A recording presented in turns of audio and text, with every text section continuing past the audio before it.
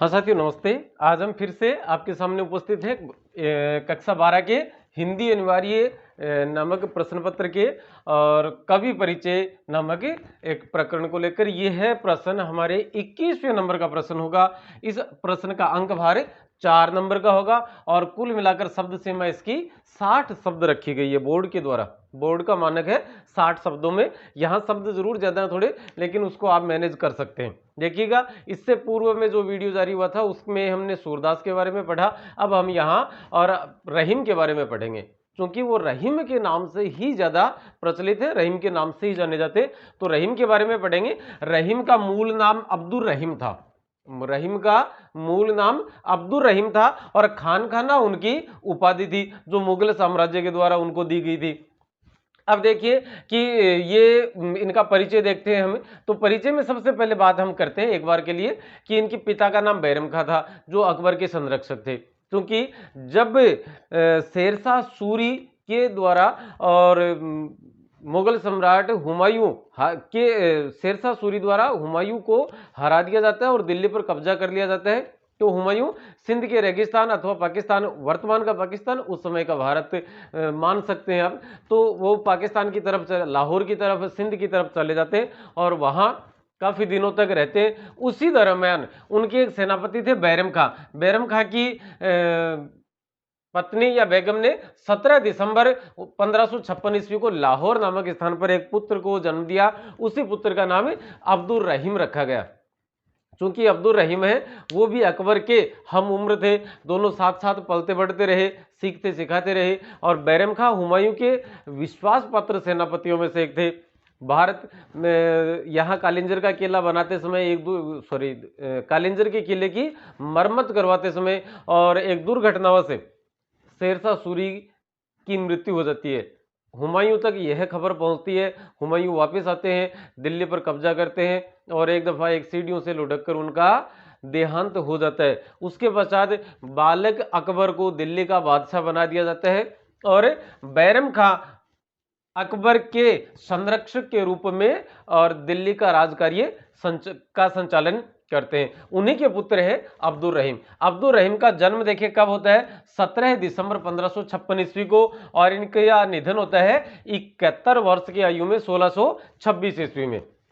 जन्म स्थान इनका लाहौर माना जाता है। इनके पिता का नाम बैरम खां था और इनको ये किसके आश्रय में रहे, तो मुगल सम्राटों के आश्रय में रहे। मुगल सम्राटों में अकबर का जो समय था वो इनका स्वर्णिम काल था, और लेकिन जहांगीर के काल में इन्हें जेल में भी रहना पड़ा था। तो ये अकबर के काल में थे और अकबर के समय में इनको जो सबसे बड़े मनसबदार थे उन मनसबदारों में शामिल किया गया था। इनकी प्रमुख रचनाएं हैं दोहावली, एक ये तुलसीदास की भी है लेकिन इनकी दूसरी है दोहावली, नगर शोभा, रास पंचाध्यायी और मदनाष्टक, और अंतिम पांचवी है नायिका भेद के बरवे। बरवे एक छंद है। इन्होंने किन किन छंदों में रचनाएं की, तो इन्होंने दोहा छंद, सोरठा छंद, बरवे और सवैया, कुल मिलाकर 4 छंद इनके प्रिय छंद माने जाते हैं, या ज्यादातर रचनाएं इनकी इन 4 छंदों में ही है। आप सामंजस्यवादी अथवा समन्वयकारी प्रवृत्ति के व्यक्ति थे। समन्वयकारी अथवा सामंजस्यवादी का अर्थ है कि किसी भी प्रकार की एक धार्मिक आधार पर इन्होंने कोई विभाजन करने का प्रयत्न कभी नहीं किया, ना इनके कृत्यों के द्वारा, कार्य किए गए उनके द्वारा, और न ही इनकी साहित्यिक रचनाओं के माध्यम से हमें इस प्रकार का कतई आभास नहीं होता कि वो सांप्रदायिक आधार पर कोई भेदभाव करना जानते भी थे। ये पूर्णतः सामंजस्यवादी अथवा समन्वयकारी माने जाते हैं। आपकी रचनाओं में रामायण, महाभारत, पुराण एवं गीता के न केवल कथानक अपितु इनके पात्र भी देखने को मिलते हैं। इनके पात्रों का उल्लेख भी मिलता है। ये कृष्ण भक्ति में काव्य रचना किया करते थे। किसकी भक्ति में किया करते थे? कृष्ण की भक्ति में भी इन्होंने काव्य लिखा है। देखिएगा, एक इस्लाम मतावलंबी व्यक्ति, एक इस्लाम मतावलंबी जो आज तक जिनकी बातें चलती हैं और वो हर कक्षा के कोर्स में, पाठ्यक्रम में शामिल होते हैं, वो कृष्ण भक्ति में रचनाएं लिखा करते थे। आप दूसरे व्यक्ति के बारे में बात करें तो रस खान भी इसी प्रवृत्ति के व्यक्ति थे। नैतिकता या नीति प्रवणता इनके काव्य की प्राण है। इनके काव्य की जान क्या है? नैतिकता। नैतिकता को हटा दिया जाए तो इनके काव्य में शेष कुछ नहीं रहेगा। इसके अलावा भक्ति, श्रृंगार व प्रेम का भी सुंदर समन्वय इनके काव्य में देखने को मिलता है। ये भाषा की बात करें या मतलब भाषा नामक इस प्रकार से हम टॉपिक लगाकर पॉइंट लगाकर लिखे तो ब्रज और अवधि।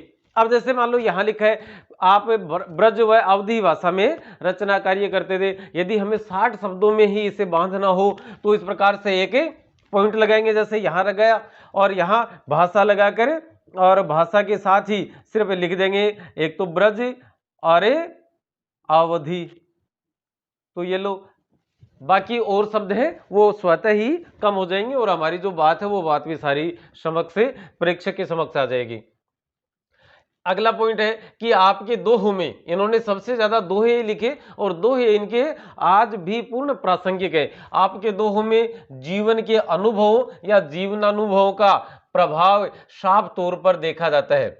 नीति संबंधी दोहों में आम जनजीवन से उदाहरण प्रस्तुत किए गए हैं, जिस कारण से रहीम आज भी हर घर में लोकप्रिय है। आम बोलचाल की भाषा में या आम बोलचाल में भी और रहीम के इन दोहों का प्रयोग किया जाता है कि रहीम ने धागा प्रेम का सामाजिक है, जो रहीम उत्तम प्रकृति का करी सकत कुसंग, है ना, चंदन विष व्यापत नहीं लपटे रहते भुजंग, या काज परे कछूर है काज सरे कछूर। तो काम पड़ने पर आदमी कुछ और होता है, काम निकल जाने पर कुछ ही और हो जाता है कि तो इस प्रकार के जो दोहे, इन दोहों का और जो दोहों के जो उदाहरण है वो आम जनजीवन से या समाज से इन्होंने उठाए हैं, इसलिए जनता तक वो ज्यादा पहुंच पाए हैं। तो ये इसलिए हर घर में आज भी लोकप्रिय माने जाते हैं।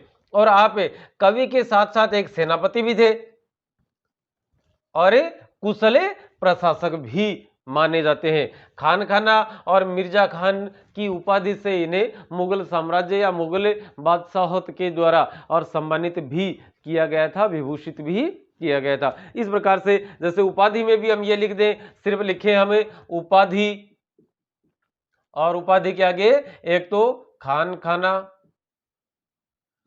एंड मिर्जा खान, ये लो दो शब्दों में ही हमारा काम निकल रहा है। और इस प्रकार से हम जो कवि का परिचय है वो परिचय कम शब्दों में अधिकतम देने का प्रयास कर सकते हैं, क्योंकि शब्द सीमा भी में हमें बांध के रख दिया है। तो शब्द सीमा का ध्यान रखते हुए और इस प्रकार से हम और किसी भी कवि का परिचय दे सकते हैं। सूरदास का परिचय पूर्व में हो चुका है।